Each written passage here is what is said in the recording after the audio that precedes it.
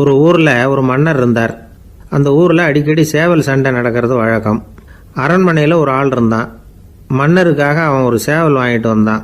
சண்டை போடுறதுக்காக அந்த சேவலை தயார் பண்ணிகிட்டு இருந்தான். கொஞ்ச நாள் ஆச்சு. மன்னர் அந்த ஆளை கூப்பிட்டார். என்னப்பா சேவல் தயாராகிட்டுதா அப்படின்னு கேட்டார். இன்னும் அது தயாராகல மன்னா, இன்னும் வளரல, அதுக்கான தகுதி இன்னும் அதுக்கு வரல அப்படின்னா. எதனால் அப்படி சொல்கிறேன்னாரு. கோபம் ரொம்ப கடுமையாக இருக்குது அப்படின்னா. சரி அப்படின்னு விட்டுட்டார். மறுபடியும் கொஞ்ச நாள் ஆச்சு. இப்போ எப்படி நிலைமை, சேவல் தயாரா அப்படின்னார். இன்னும் இல்லை அரசே, மற்ற சேவல் எங்கேயாவது கூவுற சத்தம் கேட்டால் உடனே இது பரபரப்பாயிடுது. பக்கத்தில் ஒரு சேவலின் நிழலை கண்டா கூட இது பரபரப்பாயிடுது அப்படின்னா. சரி இன்னும் கொஞ்ச நாள் ஆகட்டும்னு விட்டுட்டார். கொஞ்ச நாள் ஆச்சு. இப்போ மறுபடியும் விசாரித்தார். இன்னும் நம்ம சேவலுக்கு அந்த தகுதி வரலமன்னா, போராட்ட உணர்வு அதுக்கு இன்னும் இருந்துக்கிட்டு தான் இருக்குது. உள்ளே மெதுவாக தான் எரிய ஆரம்பிச்சிருக்குது போராட்ட உணர்வு. அப்படி இருக்கக்கூடாது, அது பற்றி எரிய வேண்டாமா அப்படின்னா. இன்னும் கொஞ்ச நாள் ஆச்சு. இப்போ எப்படின்னு கேட்டார். இப்போ அவன் சொன்னான், மன்னா கிட்டத்தட்ட அது போருக்கு தயாராகிட்டுது அப்படின்னு நினைக்கிறேன்னா. எதனால் அப்படி சொல்கிற அப்படின்னு கேட்டார். மற்ற சேவலின் குரலை கேட்டால் அது அசைகிறதே இல்லை, ஒரு பொம்மை மாதிரி ஆயிடுது. அதுக்கு உள்ள ஒரு நுட்பமான விழிப்புணர்வு வந்துட்டுது. அதனால் அது அமைதியாக இருக்குது, மௌனமாக இருக்குது. இனிமேல் அதுக்கு இணையான சேவலே கிடையாது. வெற்றி பெற அது போராட வேண்டிய அவசியமே இல்லை. அதை பார்த்த உடனே எதிரி சேவல்கள் பயந்துட்டு ஓடி போடும் அப்படின்னு சொன்னானான். அந்த சேவலை வளர்த்தவர் சி சிங் சு அப்படின்னு பேர். இந்த சுசுகி சொன்ன கதையும் அது. ஞானிகள் என்ன சொல்கிறாங்க தெரியுமா? அந்த சேவலின் ரகசியத்தை நீயும் கற்றுக்கொள், நீ அப்படி ஆயிடு, சண்டை போடாமலே வெற்றிகள் பெறுகிற நுட்பத்தை புரிந்துகொள். இதுதான் ஞானிகள் உபதேசம். ஒரு குருக்கிட்ட ஒருத்தன் போயிருக்கிறான். எனக்கு சண்டை போட கற்றுக்கொடுங்கன்னா. அதுக்கு என்ன செய்யணும்னார். என்ன உங்கள் மாணவனாக சேர்த்துங்கண்ணா. சரி இப்போ உன்னுடைய பலம் என்னன்னு கேட்டிருக்கார். இப்போ நான் தனி ஆளாக இருந்து ஒரு 100 பேரை சமாளிப்பேன் நானா. சரி அப்படின்னா என்னுடைய மாணவனாக உன்னை சேர்த்துக்கிறேன்ருக்கார். சேர்த்துக்கிட்டார். 6 மாதம் பயிற்சி கொடுத்தார். அதுக்கப்புறம் இவனை கூப்பிட்டு கேட்டார், இப்போ உன்னுடைய திறமை எவ்வளவுன்னு.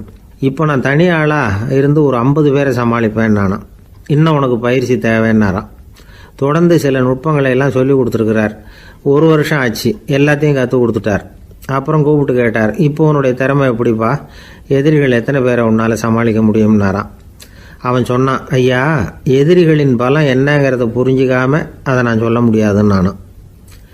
இனிமேல் உனக்கு பயிற்சி தேவையில்லை, போயிட்டு வான்னு அனுப்பி வச்சுட்டாரான். ஒரு உண்மையை நாம் புரிஞ்சுக்கணும். அதாவது அடிக்கிறதுக்கு நமக்கு துணிச்சல் தேவையில்லை, அடிக்காமல் இருக்கிறதுக்கு தான் துணிச்சல் தேவை. அடித்தா திருப்பி அடிக்கிறவன் மன உறுதி உள்ளவன் இல்லை. அடித்தா திருப்பி அடிக்காமல் இருக்கிறான் பாருங்க, அவன் தான் மன உறுதி உள்ளவன்.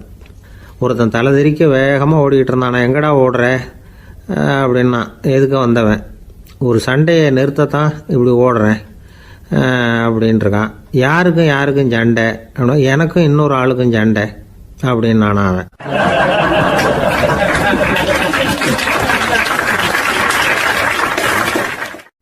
எது ரொம்பவும் கஷ்டமான காரியம் அப்படின்னு கேட்டார் ஒருத்தர். ஒருத்தருக்கு ஒருத்தர் சண்டை போடாமல் இருக்கிறது தான் ரொம்ப கஷ்டமான காரியம் அப்படின்னு தோணுது. ஒரு நாட்டுக்கும் இன்னொரு நாட்டுக்கும் சண்டை, நாட்டுக்குள்ளேயே ஒரு குரூப்புக்கும் இன்னொரு குரூப்புக்கும் சண்டை. ஏன் சண்டை போட்டுக்கிறீங்கன்னு கேட்டு பாருங்கள். நாங்கள் சமாதானத்துக்காக தான் சண்டை போட்டுக்கிறோம் அப்படிம்பாங்க. வாழறதுக்காக பிறந்த மனுஷன் லட்சியத்துக்காக உயிரை விட தயார் அப்படின்னு சொல்லிகிட்டு இருப்பான். அப்படி உயிரை விடுறவங்கள நாமளும் பாராட்டுவோம். ஆனால் ஒன்றுமில்லாத விஷயங்களுக்கெல்லாம் சண்டை போடுறவங்களெல்லாம், அப்படிப்பட்டவங்களையும் சரி உயிரை விடுறவங்களையும் சரி என்னென்னு சொல்கிறது, யுத்தங்களாலேயும் சண்டைகளாலேயும் நாம் அடையிறது என்னங்கிறது ஒரு பக்கம் இருக்கட்டும், இழக்கிறது என்ன தெரியுமா, ஏராளமான உயிர்கள். ரத்தம் சிந்துறதுக்கு நான் தயார் அப்படின்னு மார்தட்டி சொல்லலாம். ஆனால் ரத்தம் சிந்தினா உயிர் காத்துக்கிட்டு இருக்க தயார் இல்லை. அதாவது உயிர் நமக்காக காத்துக்கிட்டு இருக்க தயார் இல்லை. இழக்கிற ரத்தத்தை ஈடுகட்டினா தான் உயிரை காப்பாற்ற முடியும். அதனால் இது சம்மந்தமாக ஆராய்ச்சி செய்கிற கட்டாயம் ஏற்பட்டு போச்சு. அதோட விளைவாக புதுசாக ஒன்றை கண்டுபிடிச்சிருக்கிறாங்க. அதுதான் செயற்கை ரத்தப்பொடி. இப்போ இந்த திடீர் சாம்பார் பொடி, திடீர் ரசப்பொடி, திடீர் காப்பி பொடி இப்படிலாம் சொல்கிறோம்ல, அது மாதிரி இது திடீர் ரத்தப்பொடி. இஸ்ரேல் ஒரு சின்ன நாடு, மக்கள் தொகை குறைச்சல், அதோட போர்கள் வேறு. அதனால் காயம்பட்டவங்களை காப்பாற்றியே தீர வேண்டிய கட்டாயம். காப்பாற்றணும்னா ரத்த இழப்பை தடுக்கணும். அப்படின்னா உடனடியாக புது ரத்தம் செலுத்தி ஆகணும். திடீர்னு ரத்தம் வேணும்னா எங்கே போகிறது? அதுவும் கிடைக்கிற ரத்தம் சேர்கிற குரூப்பாக இருக்கணும். ஒரு வேடிக்கை பார்த்தீங்களா, நான் வேறு குரூப்பு நீ வேறு குரூப்புன்னு இவன் சண்டை போடுறான். இதில் அடிபட்டவனுக்கு ரத்தம் கொடுக்க போனால் அதுலேயும் அது வேறு குரூப்பாக இருக்குது. அது ரத்தமும் வேறு குரூப்புன்னு சொல்லிகிட்டு இருக்குது. எந்த குரூப்பு ரத்தம் வேணும்? அது உடனடியாக கிடைக்கலன்னா என்ன பண்ணுறது? இப்படிப்பட்ட கஷ்டம்லாம் நமக்கு வந்துடுது. இதுக்காக தான் விஞ்ஞானிகள் இந்த ரத்த பொடியை கண்டுபிடிச்சிருக்கிறாங்க. அதாவது ஒரு ஆள் அடிபட்டு போட்டான்னு வச்சுங்களேன், அவனுக்கு ரத்தம் கிடைக்கல, உடனே என்ன பண்ணலாம்? இந்த சுத்தப்படுத்தப்பட்ட தண்ணீரை கொஞ்சம் எடுத்துக்க வேண்டியது, அதில் இந்த ரத்த பொடியை கரைக்க வேண்டியது. இப்போ இந்த செயற்கை ரத்தம் வந்து தயாராகிட்டுது. இதை அந்த ஆள் உடம்புல ஏற்றி விட்டுற வேண்டியது. இயற்கையாக நம்ம உடம்புல இருக்கிற ரத்தம் என்னென்ன வேலை செய்யுதோ அதே வேலையை இதுவும் செய்யும். அதாவது ஆக்சிஜனை உடம்புல எல்லா இடத்துக்கும் எடுத்துகிட்டு போகுது. அந்த வேலையை இந்த செயற்கை ரத்தமும் செஞ்சுடுது. ஆனால் ஒரு விஷயம், இந்த செயற்கை ரத்தம் ஒரு அவசரத்துக்கு தான் உபயோகப்படுத்தலாம், ஒரு முதல் உதவி மாதிரி. அதை அப்படியே நிரந்தரமாக விட்டுற முடியாது. பின்னாடி வந்து தேவையான குரூப்பு உண்மையான ரத்தம் கிடைச்ச உடனே அதை செலுத்திக்கணும். உண்மையான ரத்தத்தை 20லேருந்து 40 நாள் வரைக்கும் தான் பாதுகாக்க முடியும். அதுவும் குளிர்பதன பெட்டியில். அதுக்குள்ளே உபயோகப்படுத்தலைன்னா அது வீணாக போயிடும். இந்த ரத்த பொடி அப்படி இல்லை, எவ்வளோ நாள் வேணும்னாலும் அப்படியே வச்சுருக்கலாம். குளிர்பதன பெட்டியும் தேவையில்லை. ஆனால் ஒன்று, இது தண்ணியில் கலந்து செயற்கை ரத்தமாக ஆக்கிவிட்டா அதோட வலு 72 மணி நேரம் தான். அதாவது 3 நாள். அதுக்குள்ளே அந்த ஆசாமியை எங்கேயாவது ஆஸ்பத்திரிக்கு தூக்கிட்டு போய் உண்மையான ரத்தத்தை கொடுத்துடணும். சண்டையில் அடிபடுறவங்க, சாலை விபத்தில் அடிபடுறவங்க, இவங்களுக்கெல்லாம் அவசரத்துக்கு கை கொடுத்து உதவுறது இந்த செயற்கை ரத்த பொடி. அதுக்கப்புறம் நாம் கொடுக்குற ரத்தம் தான் அவங்கள காப்பாற்றணும். இன்றைக்கி வந்து ரத்தத்தை தானமாக கொடுக்க தயாராக இருக்கிற நல்ல உள்ளங்கள் ஏராளம். எவ்வளவு ஆக்சிடெண்ட்டு, ஆப்ரேஷன், இதில் சம்மந்தப்பட்டவங்களை வந்து காப்பாற்றுறது நாம் தானமாக கொடுக்குற ரத்தம் தானே. ஒரு ஆக்சிடெண்ட்டு, ஒரு ஸ்கூட்டர் ஒரு ஆள் மேலே மோதி விட்டுது, பார்த்து வரக்கூடாதா அப்படின்னா அந்த ஆள், நீ தான் பார்த்து நடக்கணும், ஏன்னா 20 வருஷமாக நான் அந்த ஸ்கூட்டரை ஓட்டிகிட்டு இருக்கிறேன் அப்படின்னு நான் இவன். இதுக்கு அவன் சொன்னான், நீ தான் பார்த்து ஓட்டணும், ஏன்னா 40 வருஷமாக நான் இப்படி நடந்துக்கிட்டு இருக்கிறேன் அப்படின்னு நானா.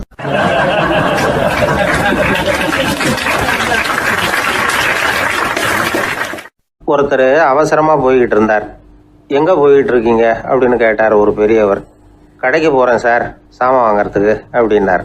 அங்கே போகிறதுக்கு முன்னாடி தெரிஞ்சிக்க வேண்டியதெல்லாம் தெரிஞ்சுக்கிட்டீங்களா அப்படின்னு கேட்டார் பெரியவர். கடைக்கு போய் காசை கொடுத்து ஒரு பொருளை வாங்கிட்டு வரப்போகிறோம், இதில் தெரிஞ்சிக்க வேண்டியது என்ன இருக்குது அப்படின்னார் அலட்சியமாக. இப்போ அந்த பெரியவர் பேச ஆரம்பித்தார். இந்த உலகத்தில் எந்த ஒரு செயலில் இறங்குறப்போவும் நாம் நல்லா ஆலோசனை பண்ண வேண்டிய விஷயம் 5 அப்படின்னார். உதாரணமாக, ஒருத்தன் கடைக்கு போய் ஏதோ ஒரு பொருளை வாங்கிட்டு வர போகிறான்னு வச்சுக்கோங்களேன். அப்போ கூட அவன் வந்து 5 விஷயங்களை பற்றி தெரிஞ்சுக்க வேண்டியிருக்குது அப்படிங்கிறார் அவர். முதல்ல அந்த பொருள் எப்படிப்பட்டது அப்படிங்கிறத தெரிஞ்சுக்கணும். 2வதாக தன்னை பற்றியும் தெரிஞ்சுக்கணும். அப்போ தான் அந்த பொருள் தனக்கு தேவையா இல்லையா அப்படிங்கிறத புரிஞ்சுக்க முடியும். 3வதாக தெரிஞ்சுக்க வேண்டியது ஒன்று இருக்குது. அது என்னன்னா, அந்த பொருளை அடையறதுக்கு வழி என்ன அப்படிங்கிறது தெரிஞ்சுக்கணும். அதாவது எவ்வளவு பணம் கொடுத்தா அது கிடைக்கும், இது மாதிரியான விஷயங்கள். 4வதாக அந்த பொருளை அடையிறது மூலமாக நாம் அடையக்கூடிய பயன் என்ன அப்படிங்கிறதையும் உணரணும்.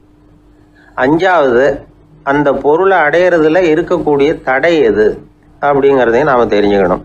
பெரியவர் பேசுறது ஏதோ தத்துவம் மாதிரி தெரியுது இல்லையா? தத்துவம் தான். அதாவது இப்படி உலகியல் வாழ்க்கையில் சின்ன சின்ன விஷயங்கள்லேயே நாம் 5 விஷயங்களை தெரிஞ்சுக்க வேண்டி இருக்குது. அது ரொம்ப அவசியமாக இருக்குது. பேரின்ப நிலைன்னு சொல்கிறாங்கல்ல, அது மாதிரி பெரிய சமாச்சாரங்கள்லேயும் இந்த 5 விஷயங்களை நாம் தெரிஞ்சுக்க வேண்டியிருக்குது. அதுக்கு பேர் என்னன்னா அர்த்த பஞ்சகம். வைணவ சமயத்தில் அர்த்த பஞ்சகம்ங்கிறது ரொம்ப பெரிய விஷயம். கடைக்கு போகிறது மாதிரி கடவுளை பார்க்க போகிறப்போ நாம் 5 விஷயங்களை தெரிஞ்சுக்கணுமா. முதல்ல பரம்பொருள் அப்படிங்கிறது என்ன, அதோட தன்மைகள் என்ன, இதை தெரிஞ்சுக்கணும். இதுக்கு பேர் என்னன்னா பரமாத்ம ஸ்வரூபம் அப்படின்னு பேர். 2வது, நாம் யார், நம்மோட தன்மை என்ன அப்படிங்கிறத தெரிஞ்சுக்கணும். நான் யாருன்னு எனக்கே தெரியலங்கிறப்போ இதை நான் சொல்கிறேன்னு இது என்னுடையதுன்னு சொல்கிறது தப்பு தானே. அப்புறம் 3வது விஷயம், பரம்பொருளை நாம் அடையிறதுக்கு வழி எது, இதை தெரிஞ்சுக்கணும். இது வந்து உபாய ஸ்வரூபம் அப்படின்னு பேர். 4வது விஷயம், நாம் அடைய வேண்டிய பயன்கள் என்ன அப்படிங்கிறது தெரிஞ்சுக்கிறது. இதுக்கு புருஷார்த்தம் அப்படின்னு பேர். 5வது, அந்த பயனை அடைய விடாமல் தடுக்கிற தடைகள் யாவை அப்படிங்கிறது தெரிஞ்சுக்கிறது. இது விரோதி ஸ்வரூபம். இதைத்தான் தடையியல் அப்படின்னு சொல்றாங்க. அதாவது பரமாத்மாவை பற்றிய அறிவு, ஜீவாத்மாவை பற்றிய அறிவு, உபாயம் பற்றிய அறிவு, புருஷார்த்தம் பற்றிய அறிவு, இந்த 4 அறிவுக்கும் எதிரடையா, அதாவது அதையெல்லாம் தப்பா புரிஞ்சுக்கிறதால உண்டாகக்கூடிய அறிவு விரோதி ஸ்வரூபம். என்ன இது தகவலில் ஏதாவது கதை சொல்லுவீங்கன்னு பார்த்தா ஏதோ தத்துவம் பேசிக்கிட்டு இருக்கிறீங்களே அப்படின்னு நினைக்கலாம். இதுவும் தெரிஞ்சுக்க வேண்டிய ஒரு பெரிய விஷயந்தான். காதில் போட்டு வச்சா எப்போவாவது உபயோகப்படும். என்னுடைய நண்பர் ஒருத்தர் ஒரு நாள் என்கிட்ட சொன்னார், சார், அடுத்த மாதம் தஞ்சாவூரில் ஒரு கல்யாணம், போகிறதா வேண்டாமா அப்படின்னு ஒரே குழப்பமாக இருக்குது அப்படின்னார். நான் உடனே இந்த அர்த்த பஞ்சக உபதேசம் பண்ண ஆரம்பித்தேன். அவர் எல்லாத்தையும் பொறுமையாக கேட்டுவிட்டு, சரி சார், நான் போகிறதுன்னு முடிவு பண்ணிவிட்டேன்னார். எப்படி இந்த முடிவுக்கு வந்தீங்க அப்படின்னு கேட்டேன். அவர் சொன்னார், சார், அந்த 2வது பாயிண்ட் ஒன்று சொன்னீங்களே, அதை புரிஞ்சுக்கிட்டதுக்கு அப்புறம்தான் இந்த முடிவுக்கு வந்தேன் அப்படின்னார். என்ன 2வது பாயிண்ட்டுன்னு? அதாவது தன்னை பற்றி புரிஞ்சுக்கணும் அப்படின்னு சொன்னீங்க. உடனே என்னை பற்றி புரிஞ்சுக்கிட்டேன், நான் யாருங்கிறது எனக்கு தெரிஞ்சுது, உடனே போகிறது தான் நல்லதுன்னு முடிவு பண்ணிவிட்டேன்னார். நீங்கள் யாருன்னு கேட்டேன். நான் தான் சார் அந்த கல்யாணத்தில் தாலி கட்ட வேண்டிய மாப்பிள்ளை அப்படின்னார்.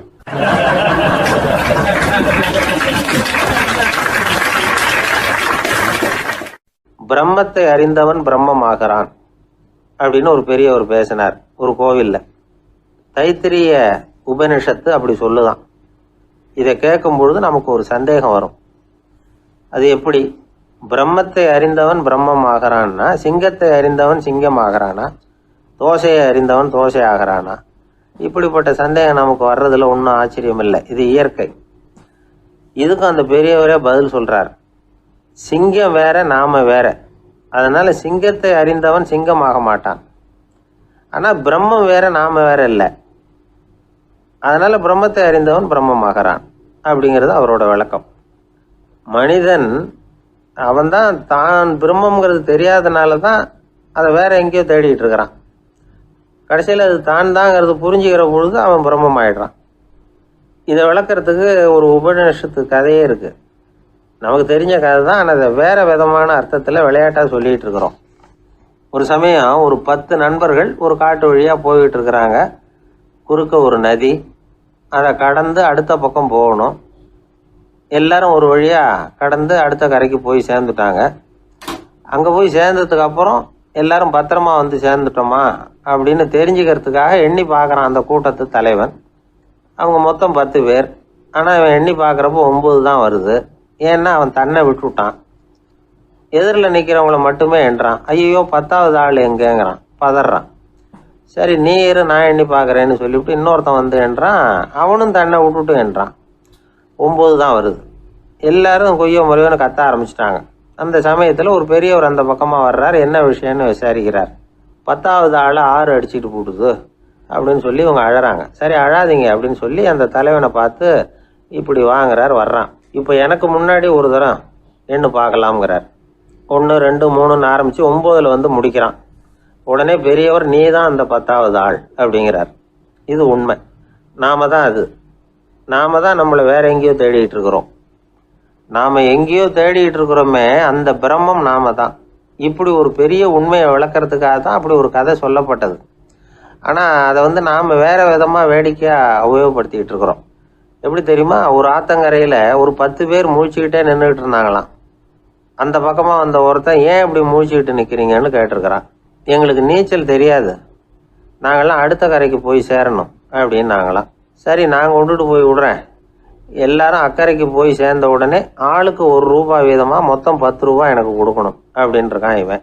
சரின்னு ஒத்துக்கிட்டாங்க. இவன் ஒவ்வொருத்தராக கையை பிடிச்சி மெதுவாக ஆற்றுல இறக்கி அழைச்சிட்டு போயிட்டான். 9 பேரை கரை சேர்த்துட்டான். 10வது ஆள் பாதி ஆற்றுல போயிட்டு இருக்கிறப்போ திடீர்னு வெள்ளம் வந்துட்டுது. புடி நழுவி போச்சு. கையை விட்டுட்டான். வெள்ளம் அடிச்சிட்டு போட்டுது. அழைச்சிட்டு வந்தவன் நீச்சல் அடித்து தட்டு தடுமாறி கரைக்கு வந்து சேர்ந்துட்டான். கரையில் இருந்தவங்களுக்கு இந்த விஷயம் தெரியாது.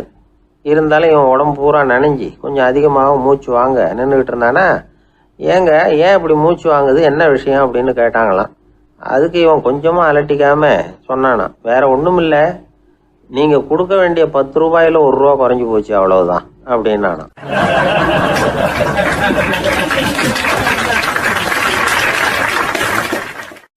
ஒரு ஊரில் ஒரு ராஜா இருந்தார். அந்த ராஜாவுக்கு ஒரு புள்ள. அந்த புள்ளைக்கு விவரமே தெரியாது. அவன் ஒரு முட்டாளுங்கிறது எல்லாருக்கும் தெரியும். ஆனாலும் அவன் தான் அடுத்தபடியாக ஆட்சிக்கு வர வேண்டியவன். ஆட்சி பொறுப்பை ஏற்க வேண்டிய ஒருத்தன் இப்படி இருந்தால் என்ன பண்ணுறது அப்படிங்கிறது எல்லாருக்கும் உள்ள கவலை. மன்னர் அமைச்சர்களை கூட்டினார், ஆலோசனை கேட்டார் என்ன பண்ணலாம்னு. இவனை இன்னொரு நாட்டு பல்கலைக்கழகத்துக்கு அனுப்பி பார்க்கலாம், அங்கே போய் படிச்சுட்டு வரட்டும், நிறைய படிச்சுட்டு நல்ல ஞானத்தோடு திரும்பி வரட்டும், அதுக்கப்புறம் பார்த்துக்கலாம் அப்படிங்கிறது அவங்க சொன்ன ஆலோசனை. மன்னருக்கும் அது சரின்னு தோணுச்சு.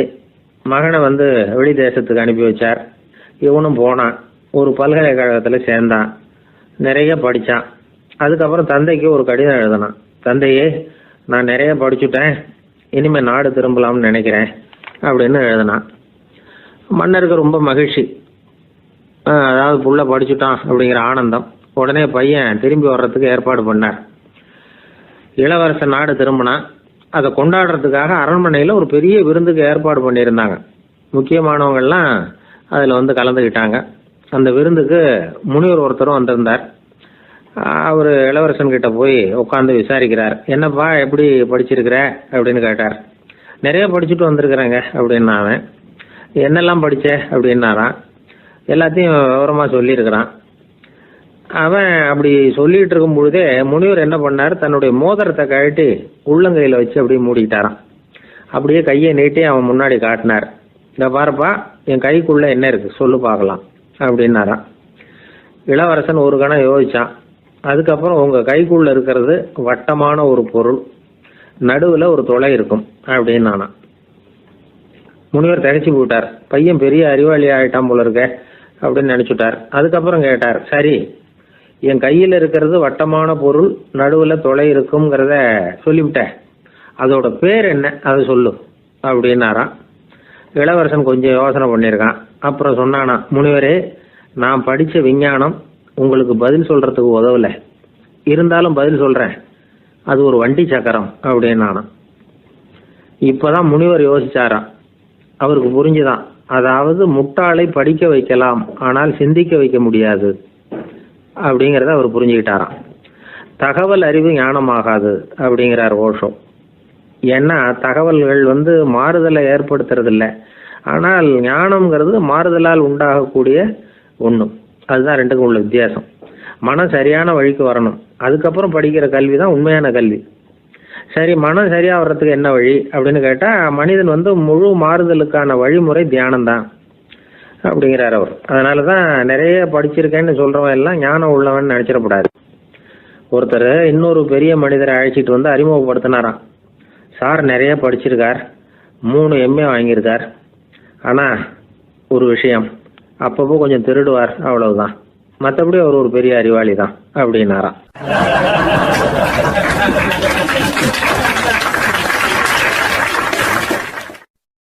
வருஷம் செப்டம்பர் மாதம் 22ஆம் தேதி மதுரை மேலமாசி வீதியில் உள்ள ஒரு வீடு. அங்கே அன்னைக்கு நடந்த ஒரு அற்புத நிகழ்ச்சி பின்னாடி உலக மக்களை எல்லாம் ஆச்சரியப்பட வச்சுது. இந்திய வரலாற்றிலேயே அது ஒரு முக்கியமான நிகழ்ச்சி. உலக மக்கள் கவனமெல்லாம் காந்திஜியின் பக்கம் திரும்புறதுக்கு காரணமாக இருந்த நிகழ்ச்சி அது. கதர் துணி பிரச்சாரத்துக்காக காந்திஜி மதுரைக்கு வந்திருந்தார். சென்னை துணி வணிகர் சங்கத்தின் துணைத் தலைவர் ஒருத்தர் இருந்தார், ராம்ஜி கல்யாண் சேட்ஜி. அவருடைய வீடு மதுரை மேலமாசி வீதியில் இருந்தது. அந்த வீட்டில் தான் காந்திஜி தங்கியிருந்தார்.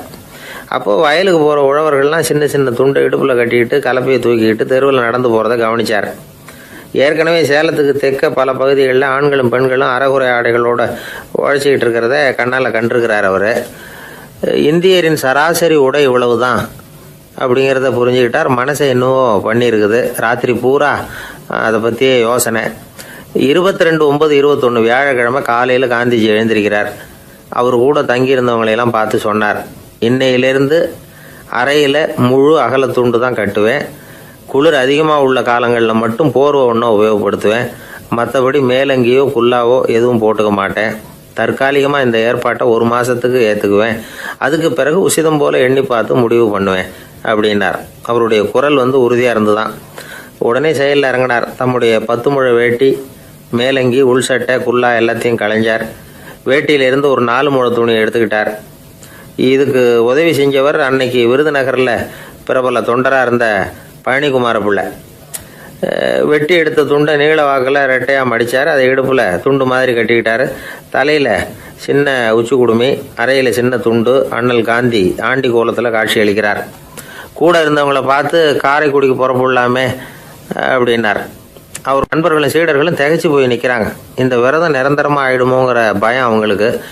எப்படியோ இந்த விவரம் ராஜாஜிக்கு அன்னைக்கு பிரபலமாக விளங்கின தேசபக்தர் டாக்டர் TSS ராஜனுக்கும் எட்டுச்சு. உடனே 2 பேரும் ஓடி வந்தாங்க. வேண்டாமே இந்த கோலம் அப்படின்னாங்க. காந்திஜி தன்னுடைய முடிவில் உறுதியாக இருந்தார். ராஜாஜி என்னென்னமோ வாதமெல்லாம் பண்ணி பார்த்தார்.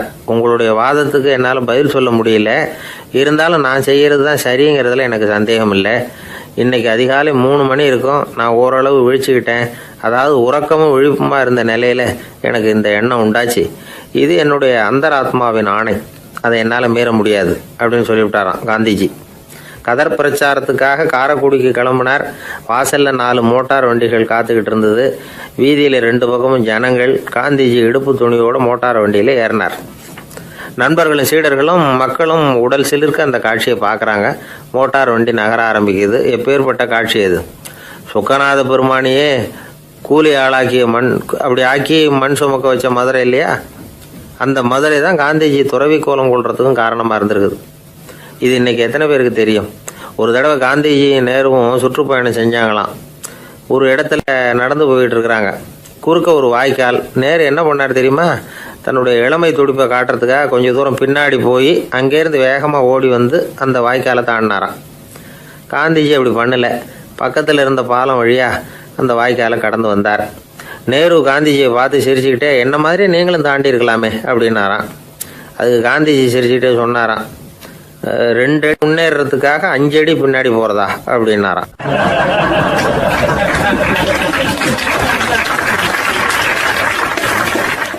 கிபி 1078 வருஷம் மார்ச் மாதம் 19ஆம் தேதி திங்கட்கிழமை அதிகாலை நேரம் ஒரு குழந்தை பிறந்தது. எங்க தெரியுமா? காஸ்பியன் கடலுக்கு தெற்கே பாரசீக மொழி வழங்கிய தபரிஸ்தான் மாநிலத்துல ஜீலான்கிற புனித நகர், அதோட புறநகர் பகுதியில் உள்ள நீப்புங்கிற ஊர்ல தான் அந்த குழந்தை பிறந்தது. அந்த இடம் இப்போ ரஷ்யாவில் இருக்கு. அந்த குழந்தை யாருன்னு நினைக்கிறீங்க? அதுதான் முஹித்தீன் பெருமான், ஆன்மீக சாதனைகள் புரிந்த மகான் முஹித்தீன் ஆண்டகை. தன்னுடைய 18வது வயசுல உயர்கல்விக்காக ஜீலான் நகரத்தை விட்டு பகுதாத் நகரத்துக்கு புறப்பட்டு போறார். இளம் பிராயம் தானே, அதனால துணைக்கு ஒரு வர்த்தக கூட்டத்தோட சேர்ந்து போயிட்டு இருக்கிறார். ரொம்ப தூரம் போகணும். ஒவ்வொரு இடமா தங்கி தங்கி போயிட்டு இருக்கிறாங்க. ஒரு இடத்துல ஒரு கொள்ளை கூட்டம் பயங்கரமான ஆயுதங்களோட அவங்கள வழிமறிச்சுட்டுது. அந்த வர்த்தக கூட்டம் வச்சிருந்த பொருள்களை எல்லாம் அவங்க பறிச்சு விடுறாங்க. இவங்களும் பயந்துகிட்டு இருந்தது எல்லாத்தையும் அவங்க கிட்ட கொடுத்துடுறாங்க. முஹித்தீன் ஆண்டகை மட்டும் இதையெல்லாம் பார்த்துக்கிட்டு தனியா ஒதுங்கி நிற்கிறார். ஒரு 18 வயசு பையன் மட்டும் இப்படி தனியா அநாத சிறுவன் மாதிரி நின்றுட்டு இருக்கிறத அந்த கொள்ளை கூட்டத்தில் இருந்த ஒருத்தன் பார்க்கறான். கிட்ட நெருங்கி வர்றான். அலட்சியமாகவும் கிண்டலாகவும் உங்ககிட்ட ஏதாவது இருக்குதா அப்படின்னு கேட்கறான். இவங்கிட்ட என்ன இருக்க போகுது அப்படிங்கிற நம்பிக்கையில அவன் அப்படி கேட்கறான். உடனே இவரு, ஓ இருக்குதே, என்கிட்ட 40 தீனார் இருக்கு அப்படிங்கிறார். இப்படி சொல்லியும் அந்த கொள்ளைக்காரனுக்கு நம்பிக்கை வரல. என்னிடம் விளையாடாத, பொய் சொல்லாத, உண்மையை சொல்லு அப்படிங்கிறான் அவன். உண்மையைத்தான் சொல்றேன், என்கிட்ட 40 தீனார் இருக்கு அப்படிங்கிறார் இவர். எங்க வச்சிருக்கிற அப்படின்னு கேக்குறான். சட்டையின் விழாப்புறத்துல உள்ள பகுதியில அதை வச்சு தச்சிருக்கிறாங்க அப்படின்னு உண்மையை சொல்றார். உடனே கொள்ளை கூட்ட தலைவன் அதை கத்தியால கீறிப்பார் அப்படின்னு உத்தரவு போடுறான். அந்த சட்டையை கிழிக்கிறாங்க. உள்ள இருந்து 40 பொற்காசுகளும் பொல பொலன்னு கீழே கொட்டுச்சு. அதை பார்த்த உடனே அந்த கொள்ளை கூட்ட தலைவன் மலைச்சு போய் நின்னுட்டான். காசை பார்த்துட்டு அவன் மலைச்சு போல, பொய் பேசாத அந்த பையனோட நேர்மையை பார்த்துட்டு அவன் அப்படி நின்னான். மெதுவா அந்த பையன் கிட்ட வந்தான். ஏன்பா, நீ என்ன பணக்கார குடும்பமா அப்படின்னு கேட்டான். அப்படிலாம் இல்ல, எனக்கு அப்பா இல்ல, அம்மா மட்டும்தான் உண்டு. எங்க அப்பா எனக்குன்னு விட்டு போன சொத்தே இந்த 40 தீனார் தான் அப்படின்னாரு இவர். அப்படி இருந்துமா உண்மை பேசணும்னு ஆசைப்பட்டேன். என்கிட்ட ஒண்ணும் இல்லைன்னு ஒரு வார்த்தை சொன்ன உன்னை விட்டுருப்போமே அப்படின்னா அவன். அப்படி இல்லைங்க, நான் இறைவன் திருநாமத்தை அறியக்கூடிய கல்வி ஞானத்துக்காக இப்ப போயிட்டு இருக்கிறேன். இறைவன் திருநாமத்தை உச்சரிக்க வேண்டிய நாவால பொய் பேசக்கூடாதுன்னு எங்க அம்மா சொல்லியிருக்கிறாங்க. அதனால நான் எப்பவுமே பொய் சொல்ல மாட்டேன் அப்படின்னு என்னுடைய தாய்க்கு வாக்கு கொடுத்திருக்கிறேன் அப்படின்னார் அவர். முஹையத்தீன் பெருமான் வார்த்தைகளை கேட்ட அந்த கொள்ளையர்கள் மனம் திருந்தி நல்லவங்களா ஆயிடுறாங்க. அந்த கொள்ளையர் தலைவன் பிற்காலத்துல ஒரு பெரிய மகான் ஆயிடுறார். பெரியவர்கள் வாழ்க்கையில நடக்கிற இது மாதிரி சம்பவங்கள் தான் நாம நல்ல விதமா வாழறதுக்கு துணையா இருக்கும். அந்த காலத்துல கொள்ளையர்களே பெரியவங்க செயலை பார்த்து மனம் திருந்தி இருக்கிறாங்க. இந்த காலத்துல யார் இப்படி இருக்கிறா? இந்த காலத்துல மகான் ஒருத்தரை பார்த்தேன், எனக்கு வேண்டியப்பட்ட மகான். ஏங்க நீங்களும் மகான் ஆகிறதுக்கு முன்னாடி கொள்ளை அடிச்சுட்டு இருந்தீங்களா அப்படின்னு கேட்டேன். அவர் மெதுவா கண்ணை திறந்து என்ன நிமிர்ந்து பார்த்தார். அப்படி இல்லப்பா, நான் கொள்ளை அடிக்கிறதுக்காகத்தான் மகானாவே ஆகி இருக்கிறேன் அப்படின்னு சொல்லிவிட்டு மறுபடியும் கண்ணை மூடிட்டார்.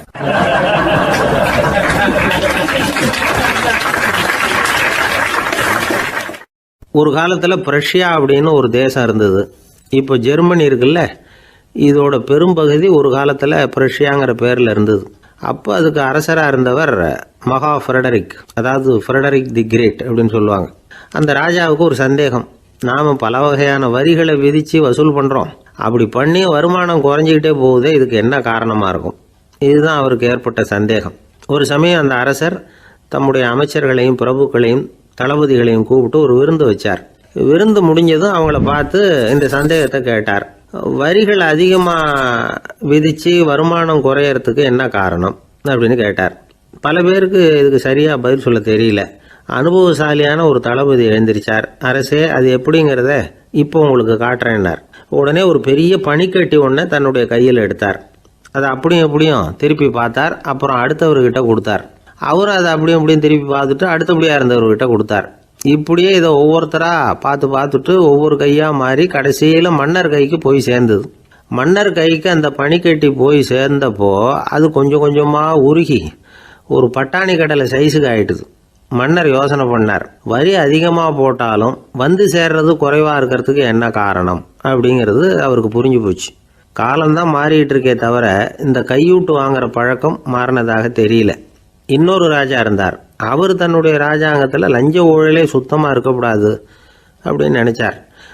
அவர்கிட்ட பல்வேறு துறைகளுக்கும் பொறுப்பாக இருந்த பல பேரும் ரொம்ப சுத்தமாகவும் நேர்மையாகவும் இருந்தாங்க. ஒரே ஒருத்தர் மட்டும் எல்லார்கிட்டையும் லஞ்சம் வாங்கிட்டே இருந்தார்.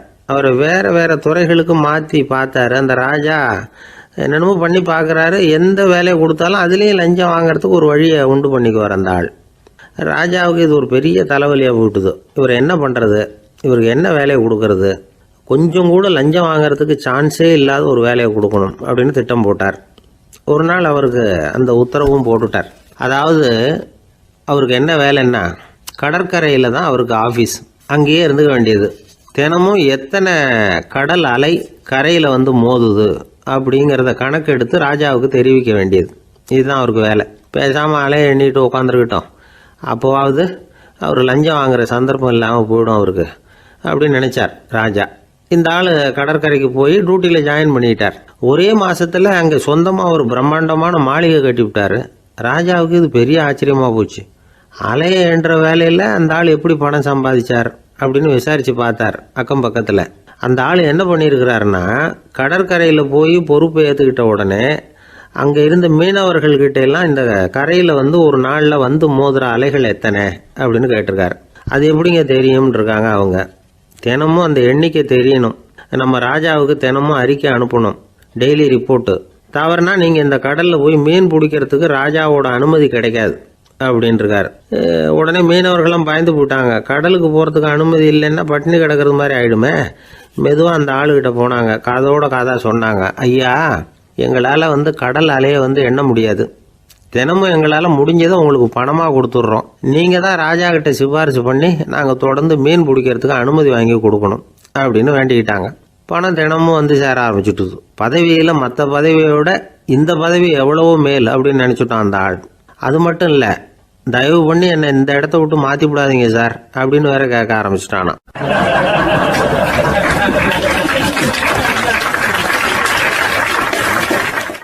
ஊருக்கு வெளியில் அமைதியான ஒரு இடம், அங்கே ஒரு ஆசிரமம், அங்கே ஒரு சாமியார். அவர் தினமும் நல்ல போதனைகள்லாம் செய்வார். பல பேர் போய் அங்கேயே சில நாள் தங்கி இருந்து அவர் சொல்கிற அறிவுரைகளை எல்லாம் கேட்டுக்கிட்டு வர்றது வழக்கம். ஒரு தடவை அவரை பார்த்துட்டு போகிறதுக்காக 3 வெளியூர் தம்பதிகள் வந்தாங்களாம். அந்த மடத்திலேயே சாப்பிட்டுக்கிட்டு தங்கி இருந்து அவங்களுடைய போதனைகளை கேட்டுக்கிட்டு போகணுங்கிறது அவங்க நோக்கம். காலையில் குளிச்சுட்டு பூஜையில் உட்காந்தார் அந்த சுவாமி. இவங்களும் குளிச்சுட்டு அந்த பூஜையை பார்க்கறதுக்காக அவர் முன்னாடி வந்து உட்காந்தாங்க. பூஜை ஆரம்பமாச்சு. சம்பிரதாயப்படி அது ரொம்ப நேரம் நடந்துக்கிட்டே இருக்குது. இவங்களுக்கு நல்ல பசி இருந்தாலும் இந்த நேரத்தில் அதை எப்படி வெளியில் காட்டிக்கிறது? பேசாமல் இருந்தாங்க. அந்த சுவாமி பூஜையை முடித்தார். அதுக்கப்புறம் பேச ஆரம்பித்தார். பேச்சு அருமையாக தான் இருந்தது, அமிர்தமாக தான் இருந்தது. இருந்தாலும் இவங்களுக்கு இருக்கிற வயிற்று பசி அது சரியாக கவனிக்க விடலை. அந்த சுவாமியே இதை கவனிச்சதா தெரியல. இவங்களுக்கு மனசுக்குள்ள ஒரு எண்ணம், உள்ள சாப்பாடு தயாராகிட்டு இருக்கும் போல இருக்கு. இந்த பேச்சு முடிஞ்சது நம்மளை உள்ளே அழைச்சிட்டு போய் சாப்பாடு போடுவாங்கன்னு நினைக்கிறோம் அப்படின்னு இவங்களாம் நினச்சிக்கிட்டாங்க. ஆனால் சுவாமி இதை பற்றி எதுவுமே பேசலை, கண்டுக்கலை. ஒரு அம்மாவால் அதுக்கு மேலே சும்மா இருக்க முடியுமா? முடியல. சாப்பாட்டை கவனிக்கலாமா அப்படின்னு சொல்லி மெதுவாக ஆரம்பித்தாங்க. கவனிக்கலாமே அப்படின்னு உள்ளே அழைச்சிட்டு போனார் சுவாமி. இவங்க ரொம்ப அவசரமாக எழுந்திருச்சு உள்ளே ஓடினாங்க. அங்கே ஒரு மேஜை மேலே ஒரு கிண்ணம் மூடி இருந்தது. இதுதான் சாப்பாட்டு மேஜை போல இருக்கு, இங்கே சாப்பாடு வந்துடும் அப்படின்னு நினச்சாங்க. உடனே போய் சுற்றி உக்காந்துக்கிட்டாங்க. சுவாமி அந்த கிண்ணத்தை எடுத்து அந்த அம்மா கிட்ட கொடுத்தார். அவங்க அதை வாங்கி மூடியை திறந்து பார்க்குறாங்க. உள்ளே ஒரு சாவி இருக்குது. சரிதான், இது சமையலறை சாவி போல இருக்கு. அங்கே போய் அதை திறந்து சாப்பாட்டை நாமே எடுத்துக்கிட்டு வந்து இங்கே வச்சுக்கிட்டு சாப்பிடணும் போல இருக்கு அப்படின்னு நினச்சாங்க. சாவி இருக்கு இல்லையா, வாங்க பூட்டு நிறையா காட்டுறேன் அப்படின்னு சுவாமி அவங்கள அழைச்சிட்டு போனார், காட்டினார். இவங்க அந்த அறையை ரொம்ப ஆவலோடு திறந்தாங்க. உள்ளே பார்த்தா அங்கே அரிசி, பருப்பு, விதவிதமான காய்கறி எல்லாம் இருக்குது. சமையலுக்கு வேண்டிய மிளகாய், எண்ணெய், பால், தயிர், நெய் இப்படி எல்லாமே இருக்குது. அடுப்பு, விறகு, நெருப்பு போட்டி அது கூட அங்கே இருக்குது. சாப்பாடு தயாராக இருக்கும்னு நினச்சிக்கிட்டு போனால் இப்படி இருக்குதே அப்படின்னு சொல்லி அதை பார்த்ததும் ரொம்ப சோர்ந்து போட்டாங்க அவங்க. சுவாமி, என்ன இது சாப்பாடு இல்லையா அப்படின்னாங்க. அதுதான் சாப்பாட்டுக்கு வேண்டிய எல்லாம் இங்கே இருக்குதே. அடுப்பு மூட்டி நீங்கள் தான் அவங்கவுங்க ருசிக்கு தகுந்த மாதிரி சமைச்சிக்கணும். இந்த சன்னியாசிக்கு எப்படி சமைக்க தெரியும் அப்படின்னு கேட்டார் சுவாமி. சாப்பாடு தயாராக இருக்கும்னு நாங்கள் எதிர்பார்த்தோம் அப்படின்னாங்க. நீங்கள் இப்படி சொல்லுவீங்கன்னு நானும் எதிர்பார்த்தேன். இது வரைக்கும் நான் எவ்வளவோ தத்துவம்லாம் எடுத்து சொன்னேன். எல்லாத்தையும் விட இதுதான் அனுபவபூர்வமான தத்துவம். ஆண்டவன் நமக்கு நல்ல மனசை கொடுத்துருக்குறான், நல்ல வாய்ப்புகளையும் தந்திருக்கிறான். அதையெல்லாம் பயன்படுத்திக்கக்கூடிய மூளையையும் சிந்தனையையும் கொடுத்துருக்குறான். அதனால் அடுப்பை தான் நீங்கள் மூட்டணும். அடுப்பை நீங்கள் தான் மூட்டணும். உங்களுக்கு உகந்ததை நீங்கள் தான் சமைச்சு ருசித்து அனுபவிக்கணும். ஆண்டவனே அதை செஞ்சுக்கிட்டு இருக்க மாட்டான் அப்படின்னாராம் அந்த சுவாமி. நம்முடைய வாழ்க்கையில் பல நல்ல பலன்களை பெறறதுக்கு நாம் தான் முயற்சி பண்ணணும். அதுக்குரிய சூழ்நிலையை தான் ஆண்டவன் கொடுப்பானே தவிர அதை விளக்கறதுக்காக தான் அந்த சுவாமி அப்படி செஞ்சு காட்டியிருக்கிறார். இது ஒரு பெரியவர் இப்படி ஒரு விளக்கம் கொடுத்தார். அதுக்கப்புறம் அந்த 3 தம்பதிகளும் தெளிவடைஞ்சுட்டாங்களாம். நாம் தெளிவடைகிறது எப்போங்கிறது தான் தெரியல அப்படின்னு பல பேர் இதை கேட்டுட்டு சொல்லிகிட்டு இருக்கிறாங்க. இந்த கதையை நம்முடைய நண்பர் ஒருத்தர்கிட்ட சொன்னேன். அந்த நண்பர் ரொம்ப சந்தோஷப்பட்டார். நீங்கள் சொல்கிறது கரெக்டு சார், ஆனால் நான் அதை விட ஒரு படி மேலே சார். எனக்கெல்லாம் அரிசி, பருப்பு இருக்கிற ரூம் எதுன்னு கையை காட்டிட்டா போதும்.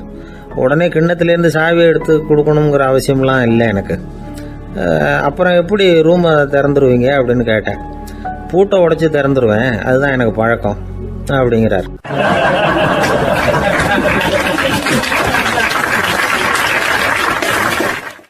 ஐயா, என்னுடைய நூல் வெளியீட்டு விழாவுக்கு அவசியம் நீங்கள் வரணும் அப்படின்னு கூப்பிட்டார் ஒருத்தர். எப்போ வரணும்னு கேட்டேன். அடுத்த வாரம்னார். சரி, புத்தகம் தயாராகிட்டுதா அப்படின்னு. நாளைக்கு தான் அச்சிக்க கொடுக்க போகிறேன்னார். என்னங்க இது, புத்தகம் அச்சிடுறதுக்கு முன்னாடியே அழைப்புதழை அச்சடிச்சுப்பிட்டீங்களே அப்படின்னு கேட்டேன். அதனால் என்னங்க, அந்த காலம் மாதிரி அப்போல்லாம் அச்சுக்கலை எவ்வளவோ முன்னேறியாச்சுங்க.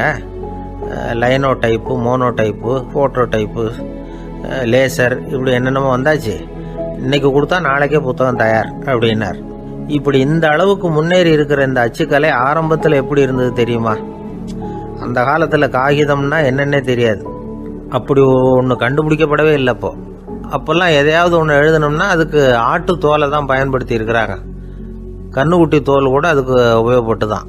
ஐரோப்பாவில் இருந்த பாதிரியார்கள் தோலில் எழுதப்பட்ட புத்தகத்தை தயாரிக்கிறதுல ரொம்ப கெட்டிக்காரங்களாம். எகிப்து, அப்புறம் மத்திய தரைக்கடல் ஓரத்தில் உள்ள நாடுகள், இங்கெல்லாம் தோல் தான் எழுது பொருளாக பயன்பட்டு வந்திருக்குது. ஆனால் நம்ம நாட்டில் ஓலைச்சுவடிகளை எழுத்துக்கு பயன்படுத்தி இருக்கிறாங்க. எழுதுறதுக்கு தோலை பயன்படுத்தினவங்க பிறகு பேப்பரைஸ் அப்படிங்கிற கோரை புல்லை அதுக்கு பயன்படுத்தினாங்களாம். இதெல்லாம் அப்படி கொஞ்சம் கொஞ்சமாக கண்டுபிடிச்சிட்டு வந்திருக்கிறாங்க. அந்த புல்லை வந்து கச்சிதமாக நறுக்க வேண்டியது, நல்லா பதப்படுத்த வேண்டியது, அதுக்கப்புறம் அதில் எழுத வேண்டியது, அவ்வளவுதான். பேப்பருங்கிற சொல்லே இந்த பேப்பைரஸ் அப்படிங்கிறதுலேருந்து வந்தது தான். அதுக்கப்புறம் தான் காகிதம் வந்தது. இதை முதல்ல சீன நாட்டில் தான் கண்டுபிடிச்சாங்க. அது வந்த பிறகு அச்சு எந்திரம் கண்டுபிடிக்க வேண்டிய அவசியம் ஏற்பட்டது. அதை கண்டுபிடிச்சவர் ஜெர்மானிய அறிவியல் அறிஞர் ஜான் கூட்டன்பர்க். அச்சு கலைக்கு அடித்தளம் அமைச்சவர் அவர் தான். ஜெர்மனியில் மெயின்ஸ் அப்படிங்கிற ஊரில் 1399 பிறந்தார். அவரோட மாமன் ஒருத்தர் உலோக வேலையில் வல்லவர். அவர்கிட்ட அந்த வேலையை கற்றுக்கிட்டார். அதோட வைர கற்களை வந்து பட்டை தீட்டுறதுலையும் ரொம்ப தேர்ச்சி பெற்றிருந்தார். இளம் வயசுலேயே சும்மா இருக்க மாட்டாராம். எதை செஞ்சாலும் அதை திறமையாக செய்வாராம். அவர் தான் முதல்ல மர அச்சு எழுத்துக்களை உருவாக்கினார். அது மேலே மை தடவி பிரதிகள் எடுத்தார். அதுக்கப்புறம் உலோக எழுத்துக்கள், முதல்ல காரியம், அப்புறம் இரும்பு, அப்புறம் கலப்பு உலோகம், பிறகு அச்சடிக்கிறதுக்கு எந்திரம் ஒன்றையும் உருவாக்கினார். முதல்ல பைபிள் அச்சடித்தார். 1468 அவர் இறந்து போனார்.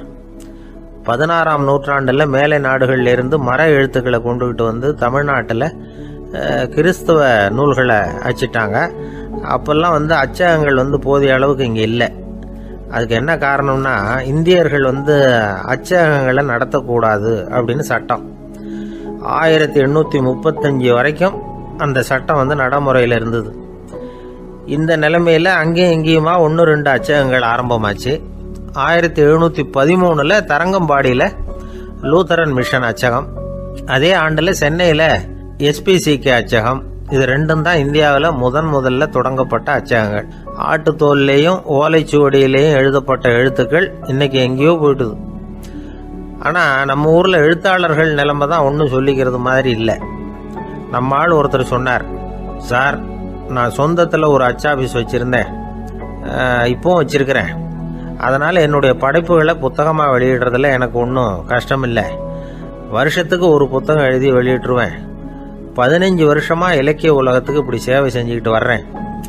ஆனால் இந்த வருஷம்தான் வாசகர்கள் வந்து எனக்கு பாராட்டு விழா நடத்தி இருக்கிறாங்க அப்படின்னார். இந்த வருஷம் அப்படி என்ன விசேஷம் அப்படின்னு கேட்டோம். இந்த வருஷம்தான் நான் எந்த புத்தகம் எழுதி வெளியிடாமல் இருந்தேன், அதுக்காகத்தான் எனக்கு இந்த பாராட்டு விழா அப்படின்னார்.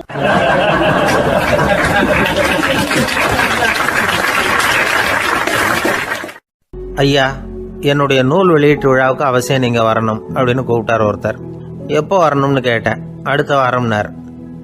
சரி, புத்தகம் தயாராகிட்டுதா அப்படின்னேன். நாளைக்கு தான் அச்சிக்க கொடுக்க போகிறேன்னார். என்னங்க இது, புத்தகம் அச்சிடுறதுக்கு முன்னாடியே அழைப்புதழை வந்து அச்சடிச்சுப்பிட்டீங்களே அப்படின்னு கேட்டேன்.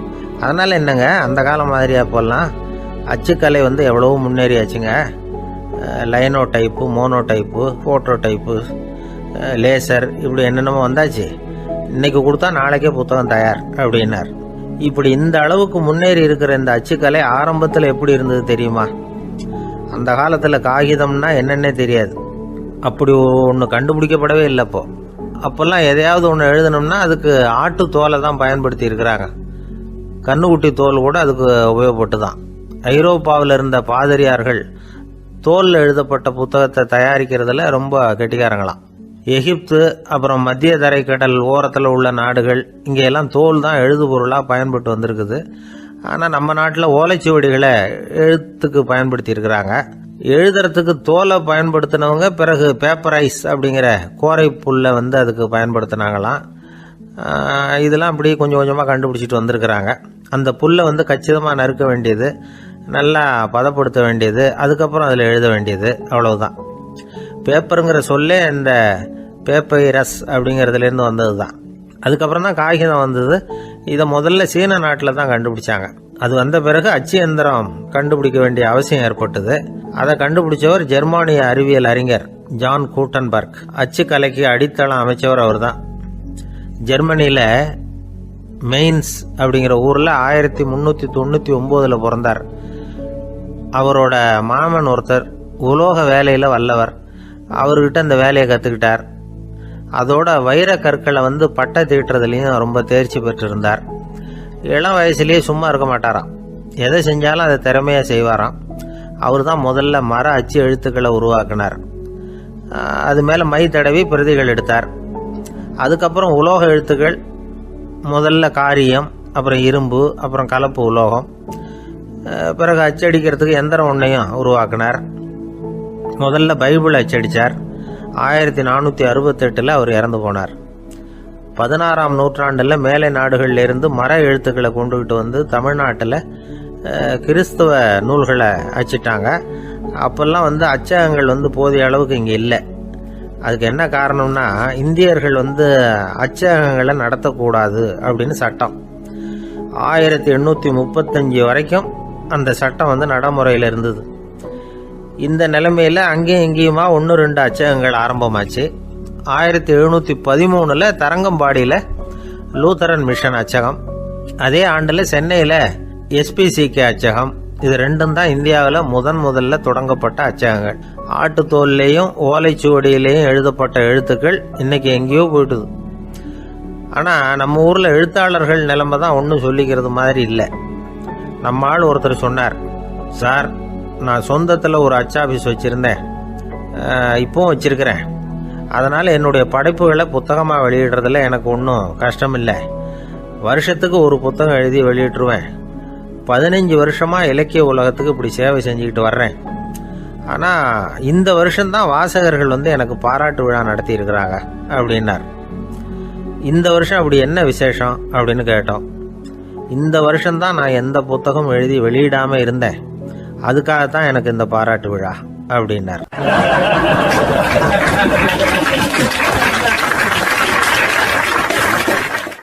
ஒரு நண்பர் இருக்கார். எப்போ பார்த்தாலும் கையில் ஒரு புத்தகம் இருக்கும். புத்தகம் இல்லாமல் எங்கேயும் புறப்பட மாட்டார். எதுக்காக இப்படி எடுத்துகிட்டு போகிறீங்க அப்படின்னு கேட்டால், எனக்கு இது ஒரு நல்ல நண்பன் மாதிரி. இந்த காலத்தில் எங்கே போனாலும் காத்திருக்க வேண்டியிருக்கு. அது மாதிரி சமயத்தில் நான் நண்பன் கூட பேசிக்கிட்டு இருப்பேன் அப்படின்பாரான். ஒருத்தர் ஒரு பெரிய அரச பதவியில் இருந்தார். அவர் பதவியிலேருந்து இறங்க வேண்டிய சூழ்நிலை. அரசு கொடுத்துருந்த வீட்டை விட்டுட்டு வெளியில் வர்றார். வரும்பொழுது 2 கையிலேயும் 2 பெட்டியை எடுத்துகிட்டு வந்தாராம்.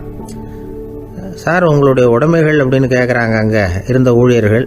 இவர் தன்னுடைய கையில் இருக்கிற பெட்டியை காட்டி, இதுதான் என்னுடைய சொத்து அப்படின்னாராம். ஒரு பெட்டியில் அவருடைய உடைகள், இன்னொரு பெட்டியில் அவர் விரும்பி படிக்கிற புத்தகங்கள். அவ்வளவுதான். இதுதான் இருந்துதான்.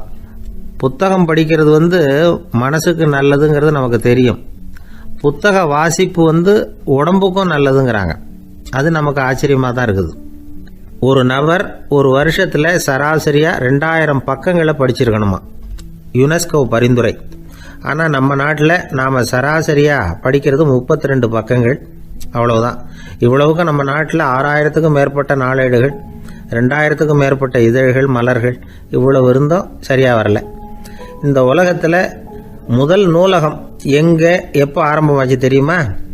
கிமு 2500ஆம் ஆண்டில் அது ஆரம்பமாயிருக்குது. பாபிலோனியாவில் அமில் அணு அப்படிங்கிற அரசன் தான் நூலகத்தை உருவாக்கி இருக்கிறான். அப்போல்லாம் தாள் கிடையாது, களிமண் தான். களிமண் பலகைகளில் எழுதி அது தொகுத்து அப்படியே நூலாக்கி அதை நூலகத்தில் வச்சுருப்பாங்களாம். அரசருடைய நூலகத்தில் 1000த்துக்கும் மேற்பட்ட நூல்கள் இருந்ததாக வரலாற்று குறிப்பு இருக்குது. அது மட்டும் இல்லை, அந்த நூலகத்தில் பொருள் வாரியாக, அதாவது சப்ஜெக்ட் வாரியாக புத்தகங்களை வகைப்படுத்தி வச்சுருந்தாங்களாம். அதில் மிச்சம் இருந்த ஒரு 25 களிமண் பலகை புத்தகங்கள் இன்றைக்கும் பிரிட்டிஷ் அருங்காட்சியகத்தில் இருக்குதான்.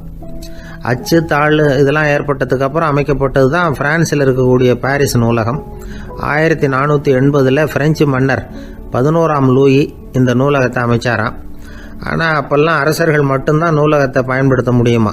அதுக்கப்புறம் 17ஆம் நூற்றாண்டில் இந்த முறை மாறி பொதுமக்கள் அங்கே போகலாம், படிக்கலாம் அப்படிங்கிற நிலைமை வந்துதான். போட்லியன் நூலகம் அப்படின்னு அதுக்கு பேர், பாரிஸ் நகரத்தில் இருக்குது. அங்கே தான் நூல்களின் பட்டியல் தயாரிப்பு பணி ஆரம்பமாச்சு. கல்வி வளர்ச்சியையும் நூலகத்தையும் இணைச்சவர் நெப்போலியன் போனபார்ட். முன்பணம் செலுத்தி புத்தகத்தை படிக்கிற முறையையும் அவர் தான் கொண்டுட்டு வந்தாராம். மக்கள்கிட்ட வசூலிக்கிற வரியின் ஒரு பகுதியை நூலகத்துக்கு பயன்படுத்தினவரும் அவர் தானா. நெப்போலியன் நூலகத்தில் உலகத்தில் உள்ள எல்லா மொழி நூல்களும் இருக்குதான். அங்கே ஒரு தமிழ் நூலும் இருந்திருக்குது. அது என்னென்னா கம்பராமாயணம். சோவியத் யூனியனுக்கு படையெடுத்து போனப்போ அங்கேருந்து லட்சக்கணக்கான புத்தகங்களை இந்த பனிச்சறுக்கு வாகனங்கள் இருக்குல்ல, அதில் கொண்டுகிட்டு வந்ததாக வரலாறு. அடுத்தபடியாக குறிப்பிட்டு சொல்லத்தக்க நூலகம் எதுன்னா பிரிட்டிஷ் நூலகம். மிக பழைய கையெழுத்து பிரதியெல்லாம் கூட அங்கே இருக்குது. 1753 ஆரம்பமாச்சு. அதில் உள்ள நூல்களை வரிசையாக அடுக்கினா 180 கிலோமீட்டர் நீளத்துக்கு வருமா. மிகப்பெரிய நூலகம் அமெரிக்க தலைநகர் வாஷிங்டனில் இருக்குதான். இந்தியாவை பொறுத்த வரைக்கும் பெரிய பழைய நூலகம் எதுன்னா கல்கத்தா நூலகம். எல்லா இந்திய மொழி நூல்களும் இங்கே உண்டு. மகாகவி பாரதியார் நடத்தின இந்தியாங்கிற இதழின் எல்லா பிரதிகளும் அங்கே பாதுகாப்பாக இருக்குது. படிக்கும் பழக்கம் இங்கே வளர வேண்டியிருக்குது. ஒருத்தர்கிட்ட ஒரு புஸ்தகத்தை கொடுத்து விமர்சனம் எழுத சொல்லியிருந்தாங்க. கொஞ்ச நாள் கழித்து அவரை போய் பார்த்து, என்னங்க புஸ்தகத்தை படித்து பார்த்தீங்களா அப்படின்னு கேட்டாங்களாம். இதுக்கு அவர் சொல்லியிருக்கிறார், இன்னும் நான் படித்து பார்க்கலிங்க, இப்போ தானே விமர்சனமே எழுதி முடிச்சிருக்கிறேன், இனிமே தான் படிக்கணும் அப்படின்னாராம்.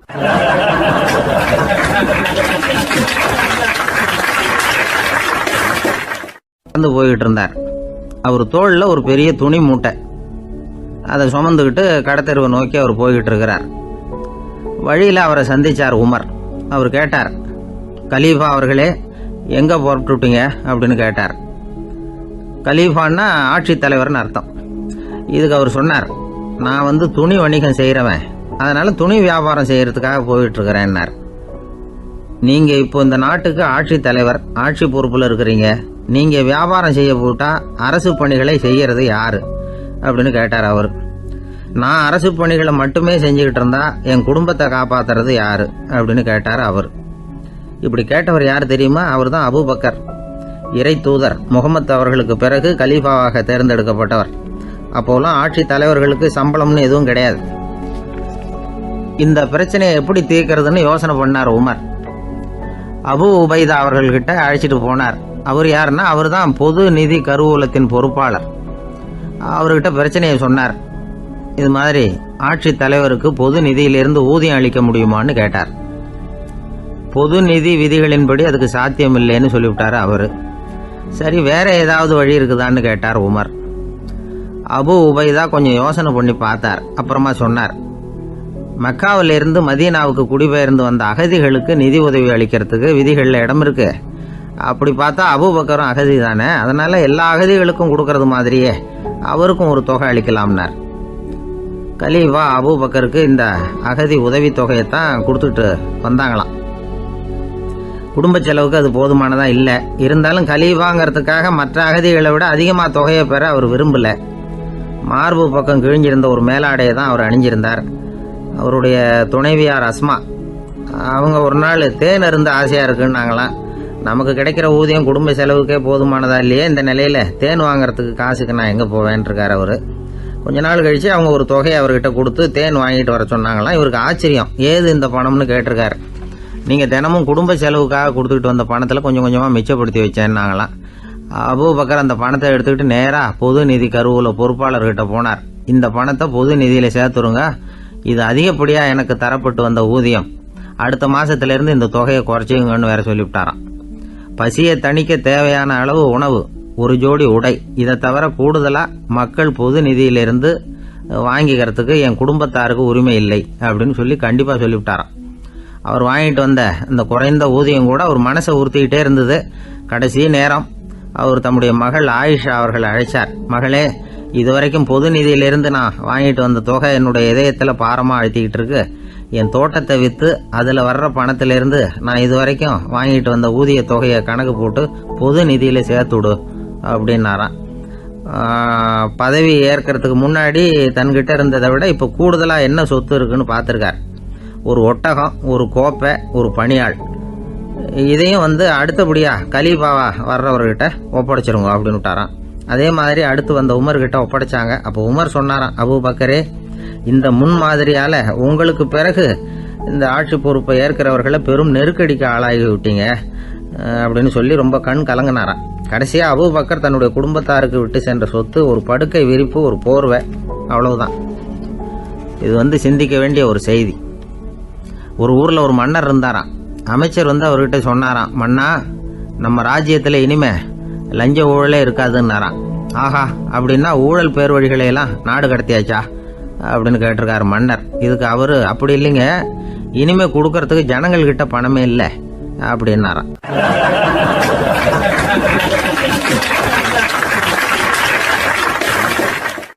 இந்த உலகத்தில் எவ்வளவோ உயிரினங்கள் இருக்குது. ஒவ்வொன்றும் ஒவ்வொரு விதமாக சண்டை போடுது. இப்போ 2 மாடு சண்டை போட்டுக்குதுன்னு வச்சுக்கோங்க, என்ன பண்ணும்? 2 முட்டிக்கும். அதுக்கு சண்டை போடுறதுக்கு ஆயுதமாக உபயோகப்படுறது அதோட கொம்பு. 2 சேவல் சண்டை போட்டுக்குதுன்னு வச்சுக்கோங்க, அதுக்கு ஆயுதமாக உபயோகப்படுறது அதோட கால் நகம். காலால் தான் அது ஒன்றோட ஒன்று சண்டை போட்டுக்கும். ஆனால் 2 மனுஷன் சண்டை போட்டுக்கிறான்னு வச்சுக்கோங்க, இவன் இன்னதை தான் ஆயுதமாக உபயோகப்படுத்துவான்னு குறிப்பிட்டு சொல்ல முடியாது. கல்லை எடுப்பான், கத்தி எடுப்பான், துப்பாக்கி எடுப்பான், என்ன வேணாலும் பண்ணுவான். வாயால் திட்டுவான், கையால் அடிப்பான், காலால் உதைப்பான், சகலகலாக வல்லவன். விலங்குகள்லாம் பொதுவாக வாயை சாப்பிட்றதுக்கு மட்டும்தான் உபயோகப்படுத்துது. ஆனால் இவனுக்கு சாப்பிட்றதுக்கும் அதுதான், சாப்பிட்டு விட்டு திட்டுறதுக்கும் அதுதான். ஆனால் ஒரு விஷயத்தில் மட்டும் கெட்டிக்கிறேன். அதாவது நாம் சண்டை போட்டுக்கிட்டாலும் பரவாயில்லை, கோழிகள் சண்டை போடாமல் இருக்கணும் அப்படின்னு ஆசைப்படுறான். எதுக்காக? கோழிகள் சண்டை போடாமல் இருந்தால் நிறைய முட்டைகள் போடுமா, அதுக்காக தான் இந்த அக்கறை. கோழி பண்ணை வச்சிருக்கிறவங்களுக்கு இது ஒரு பெரிய பிரச்சனை. அதாவது பண்ணையில் இருக்கிற கோழிகளுக்குள்ளே அடிக்கடி சண்டை வந்துடும். அதனால் முட்டை உற்பத்தி குறைஞ்சிரும். சரி, இதுக்கு என்ன பண்ணுறது? பண்ணையில் போய் உட்காந்துக்கிட்டு தினமும் பஞ்சாயத்து பேசிகிட்டு இருக்க முடியுமா? அமெரிக்காவில் கோழி பண்ணை வச்சிருக்கிற ஒருத்தர் இதை பற்றி யோசனை பண்ணி பார்த்தாராம். ஒரு வழியையும் கண்டுபிடிச்சிருக்கார். கோழிக்கெல்லாம் மூக்கு கண்ணாடி மாட்டி விட்டுட்டோம்னா அது சண்டை போடுற குணம் குறைஞ்சிரும், முட்டை அதிகமாகிடும். அந்த கண்ணாடியில் உள்ள லென்ஸு சிவப்பு நிறத்தில் இருக்கணும், அவ்வளவுதான் அப்படின்னு அவர் கண்டுபிடிச்சாராம். இது ஏற்கனவே நடைமுறையில் கண்டுபிடிக்கப்பட்ட ஒரு விஷயம். ஆனால் எல்லா கோழிக்கும் சிவப்பு மூக்கு கண்ணாடி எப்படி மாட்டி விடுறது? அப்படியே மாட்டி விட்டாலும் அது நழுவாமல் இருக்கணுமே. இப்போ நாமெல்லாம் நடு விரலால் மூக்கு கண்ணாடி நடுவில் தொட்டு அப்படி ஸ்டைலாக சரி பண்ணிக்கிறோம். அது மாதிரி கோழி எப்படி சரி பண்ணிக்கும்? இதுதான் பிரச்சனை. இதுக்கு அவர் என்ன வழி கண்டுபிடிச்சாருன்னா, கோழிக்கெல்லாம் மூக்கு கண்ணாடிக்கு பதிலாக விழியொட்டு வில்லைகள், கான்டாக்ட் லென்ஸ், அதை பொருத்தி விட்டா என்ன அப்படின்னு யோசனை பண்ணார். அதே மாதிரி பண்ணார். அதே மாதிரி செஞ்சு பார்த்தார், வெற்றி. அதுக்கப்புறம் கோழியெல்லாம் சண்டை போட்டுக்கலையாம், சமாதான பிரியர்கள் ஆகிட்டு தான். கோழிகளுக்கு இயல்பாகவே சண்டை போடுற குணம் உண்டு. ஆனால் அதோட கண்ணுக்கு பார்க்குற பொருள்லாம் ரோஜா நிறத்துலையோ அல்லது இன்னும் சொல்ல போனால் அழுத்தமான சிவப்பு நிறத்துலையோ தெரிஞ்சதுன்னா சண்டை போடுற குணம் குறைஞ்சிருதான். அந்த சமயத்தில் அது அதிகமாகவும் முட்டையிட ஆரம்பிச்சுடுதான். அதே நேரத்தில் இறை எடுக்கிறத கூட குறைச்சிக்குதான். இது ஏன் இப்படி பண்ணுதுங்கிறது விஞ்ஞானிகளுக்கு இன்னமும் புரியலையா. எப்படியோ அமெரிக்க கோழிகள்லாம் கான்டாக்ட் லென்ஸ் பொருத்திக்க ஆரம்பித்தாச்சு. கோழி கழுத்தை பிடிச்சிக்கிட்டு ஒரு சில வினாடிகளில் அதை பொருத்தி போடுறாங்களாம். கோழியோட ஆயுள் பூரா அது அப்படியே இருக்குமா. பண்ணையில் முட்டை உற்பத்தி குறைஞ்சா இது மாதிரி விஞ்ஞானபூர்வமாக பரிகாரம் தேடுறது தான் நல்லது. நமக்கு வேண்டியப்பட்ட ஒருத்தர், அவர் ஒரு கோழி பண்ணை வச்சுருந்தார். அந்த பண்ணையில் பாதி கோழி திடீர்னு செத்து போச்சு. உடனே ஒரு கால்நடை மருத்துவர்கிட்ட போக வேண்டியது தானே. அங்கே போகல, உள்ளூரில் மந்திரம் பண்ணிகிட்டு இருந்த ஒரு சாமியார்கிட்ட போனார். அவர் காலில் விழுந்தார். சாமி, என் பண்ணையில் பாதி கோழி செத்து போட்டுதுன்னார். சாமியார் யோசனை பண்ணார். சரி, பண்ணையில் வாசப்படி கிழக்கு பக்கமாக வச்சுருக்கியா மேற்கு பக்கமாக வச்சுருக்கியான்னு கேட்டார். கிழக்கு பக்கமாக இருக்குன்னார் அவர். அதுதான் தப்பு, மேற்கு பக்கமாக அதை மாற்று சரியாக போடும்னாராம். அதே போல் இவர் போய் மாற்றிவிட்டார். அப்பவும் பாதி செத்து போச்சு. மறுபடியும் சொன்னார், சாமி மறுபடியும் பாதி கோழி செத்து போட்டுதேன்னார். சரி, கூரை எப்படி போட்டிருக்க? ஓடு போட்டிருக்கியா இல்லை கீத்து போட்டிருக்கியான்னார். ஓடு போட்டிருக்கேன்னாராம் அவர். அதுதான் தப்பு, அதை கீத்து போட்டுரு சரியாக போடும்னாராம். சரின்னு போய் அதையும் மாற்றி பார்த்தார். மறுபடியும் போயிட்டுது, கோழி செத்து போச்சு. வந்தார், மறுபடியும் பாதி செத்து போச்சு சாமின்னு வந்தார். இவரும் யோசனையை மாற்றி மாற்றி சொல்லிகிட்டே இருக்கிறார். இப்படி அவரும் மாற்றி மாற்றி பார்த்தார். 6வது தடவையாக அவரை தேடிட்டு வந்தார். அந்த சமயத்தில் இவர் ரொம்ப தீவிரமாக யோசனை பண்ணி பார்த்துட்டு, அது சரிப்பா, நீ என்கிட்ட சளைக்காமல் வந்துக்கிட்டு இருக்கிற, நானும் யோசனை சொல்லிகிட்டு இருக்கேன். இப்போவும் உங்ககிட்ட சொல்கிறதுக்கு என்கிட்ட யோசனை நிறையா இருக்குது. ஆனால் சோதிக்கிறதுக்கு உங்ககிட்ட கோழி இல்லையே, என்ன பண்ணுறது அப்படின்னாராம் இவர்.